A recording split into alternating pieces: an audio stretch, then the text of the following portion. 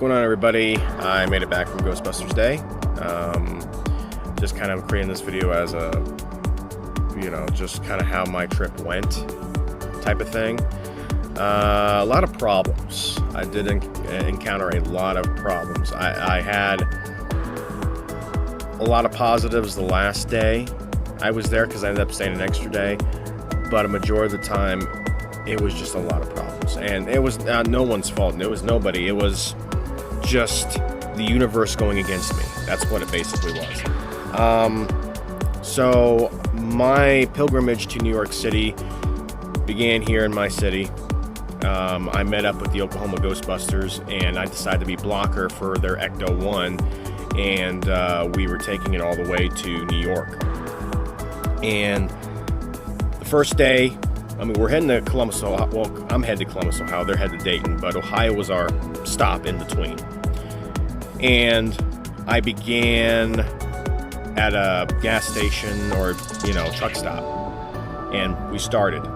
And basically that whole day we were driving in terrible weather and rain, and it was real bad. And I went through multiple potholes, because it was very hard to see. Visibility was so low, and I had to keep up with Ecto. We were talking over our radios though, communicating, and I was keeping Raul. I was keeping him updated on where his Ecto was, because he was hauling it on a trailer. So I was letting him know what traffic was coming up where, when to make turns. I was also blocking in other lanes to keep other traffic from coming over so that he can move over. The footage that I got, because I have a ton of footage that I have to go through and edit, but that footage really doesn't do it justice, because this is an underwater camera, so it's designed to really kind of shine through water. And but it was bad. But then I stopped in Columbus after making sure they got off their exit at Dayton. Next day, I met back 30 minutes west, back at another truck stop, and we continued our voyage. We made it to Jersey City. Obviously, what you'll see on the footage is some of the Jerseyans just did not care that I was right up onto the trailer of when we were slowing and creeping and crawling into, Jersey City. I was right up there. It's like I'm right in between. I probably only left maybe less than a foot gap in between my front bumper and the back of the trailer, because I'm blocking and I'm not wanting anybody to cut in front of me. I am protecting this cargo. That didn't stop a couple Jerseyans from trying, and of course they were getting angry at me. They get angry at me all they want. Don't they see the logos on the side of that vehicle and my vehicle? Don't you think we're together? Make it in, and of course I am in a separate hotel. I pull into the Holland, but I watch them unload Ecto, and they're parking and doing an excellent job, and they get Ecto unloaded. I then decide to help Raul, because everybody else is kind of getting unpacked and stuff. I help him with setting up and adding all the roof equipment onto the Ecto. I pull some of my tools out and everything, and of course I'm sweating up a storm. It just rained, so it was really muggy. We just missed it. Then we went to Home Depot. We've come to find out his headlight, one of his headlights on Ecto 1 was cracked, and it was a result of that terrible rain that we were going through. It was cracked. Luckily though, it was an easily replaceable lens, so he got that squared away. Moogly's nose on the side, because his Ecto, the logo is painted on, and excellent work, by the way, because you can't even, unless you get up on it, you can't tell it's painted. It's excellent work, excellent sketch. But what happened is Moogly's nose actually, during that rain, blew over to his cheek, so he lost his nose. Raul decided to move it back, and but he's gonna end up putting some decals on there eventually. Ecto made it relatively unscathed through all that, which was good. Around 7:30, 8 o'clock, I head back to my hotel, and I'm having issues with the hotel. The room smells. Regardless of that, turns out that their parking lot wasn't even actually open. They had it closed. Now they have a parking lot, and it's like it's on their site. It just says parking available. It doesn't even say they charge. Just says parking available. Well, the site doesn't even say right now it's currently closed. I had to walk a block, drive my car a block, and have to walk back and forth eventually. But there's a parking garage where I'm going to be paying $20 more to park in. So that was unfortunate. I didn't find that until late, and we were tired and everything else, and I'm still hauling everything. Not to mention the door to get in was very narrow because the bathroom was right behind it, and both doors were situated differently, and my pack is in a large Pelican case, so it made it very difficult to try to shimmy it in and get it in. The next day, we basically had scheduled our trip to the Statue of Liberty, and of course Raul had bought extra tickets. He had bought tickets for multiple people, but what happened was his brother also bought the same amount of tickets. So he had extras. So I got one of them. We were scheduled to leave for the ferry 8:30. And we were supposed to meet at the Holland at 7:30. Well, because I was so exhausted, I ended up having I had some sunburn on my neck. Because we were out there working on that ecto the night before, putting equipment on. I woke up later than I wanted to. I didn't mean to. I slept through the alarm. And I ended up getting up, going. I decided to go, even though I didn't make it. They drove Ecto 1 and parked it. So I decided, well, I'll decide to let the group message know and see if they're okay with that. Didn't hear anything, but I knew they'd be okay with it. Somebody's watching Ecto. I went in, parked, and just sat there just expecting to watch Ecto for a while. I decided to get my equipment out and start attaching everything because I needed to get equipment out because we were planning on driving our Ectos throughout the city that day. After I get that basically done, this one nice woman comes over. She's like, "You didn't go with them?" And I was like, I told her what happened, but I missed it. And she was like, "No, you could still go with them. You know, you still got a ticket and everything." I was like, "Oh, okay." She's like, "Yeah, I'll let you in and go." I was like, "Okay." So we went through security check and everything, and I let Raul know, kind of give him an update. We're also scheduled to go up onto the pedestal of the Statue of Liberty. Get on the ferry. It's a beautiful view. And we decide to bypass Ellis Island and don't stop there, and we continue on to Liberty Island.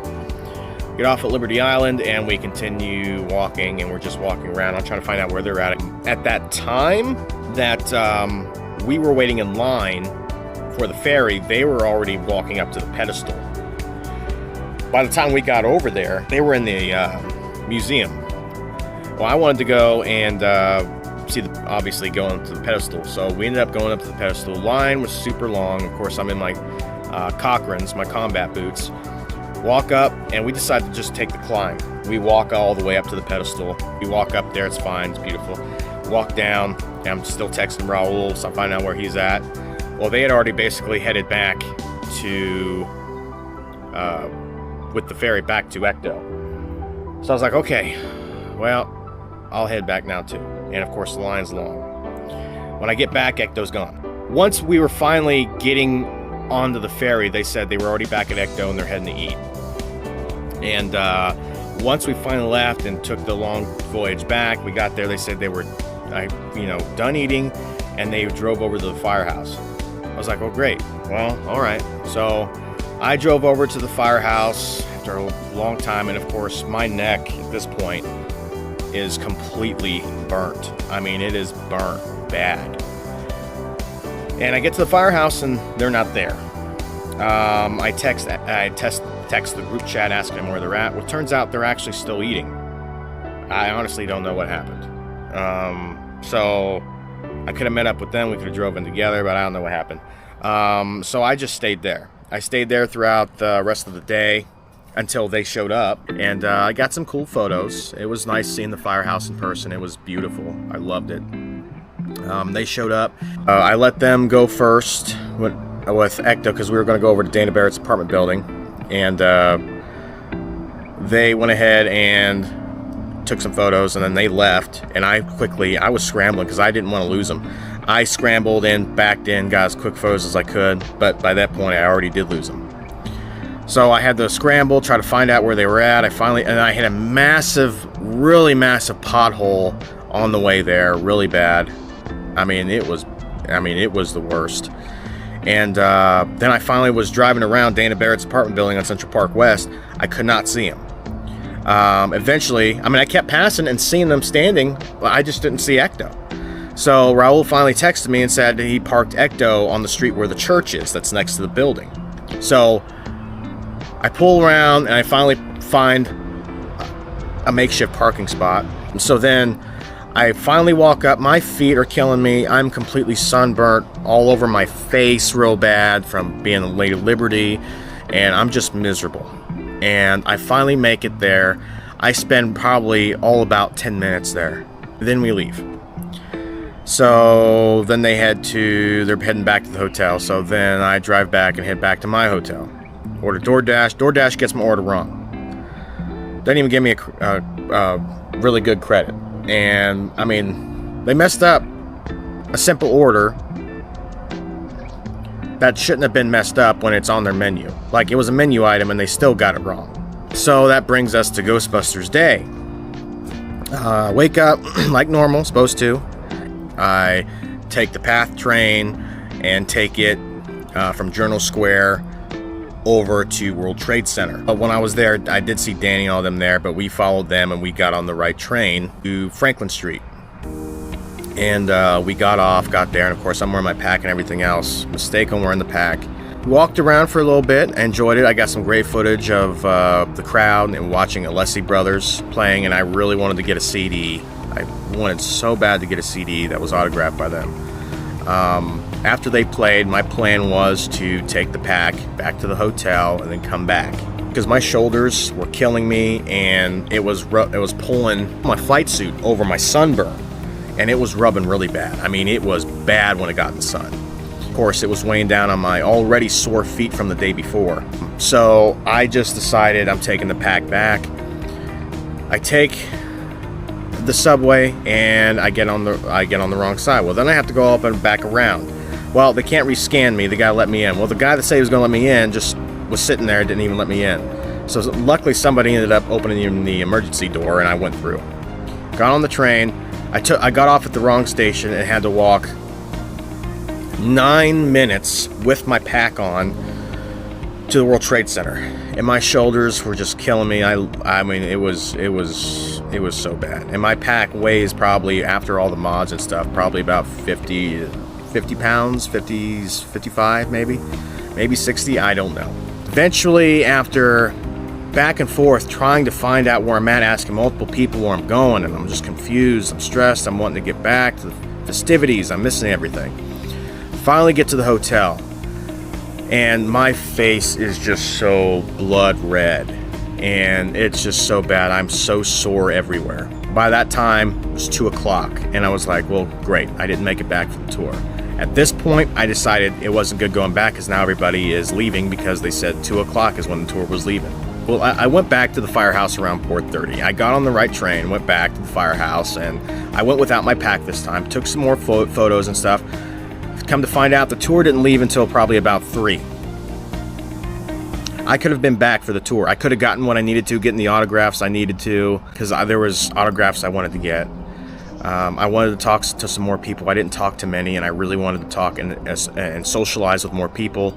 I just was so miserable. And I couldn't lay my pack anywhere. I had to get my pack off. I couldn't focus on anything else.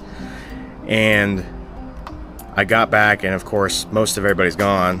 I mean, there's people there, but I mean, it was nowhere as crowded as it was earlier that morning. So I missed out on the grab bags. Luckily, I was able to get a Hook and Ladder 40th anniversary shirt. Missed out on the Alessi brother, like meeting them and actually getting a signed CD from them, which I really wanted, because I was planning on playing it the drive back, listening to every version of Save for the Day. Like, I was really wanting that. And they were awesome that day, so I was glad to see them play. So Ecto, New Jersey came back. I saw Ecto, New Jersey. It was beautiful. Took some really great shots of that.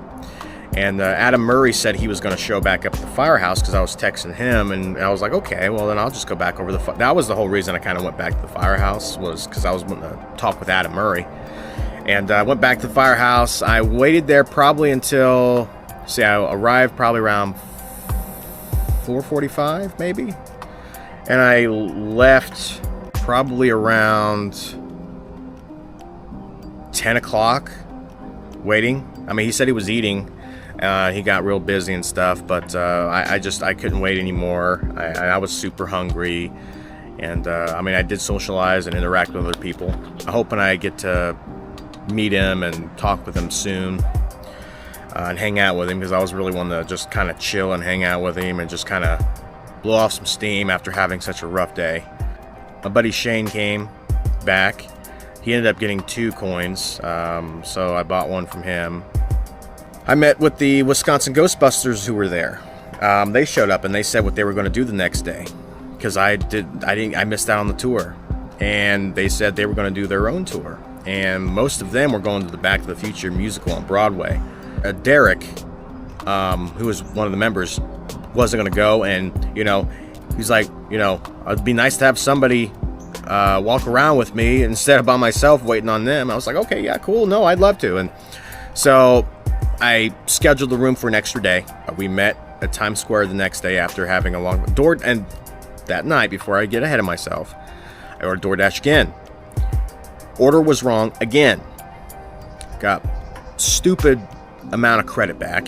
It's like ridiculously low for what I was given.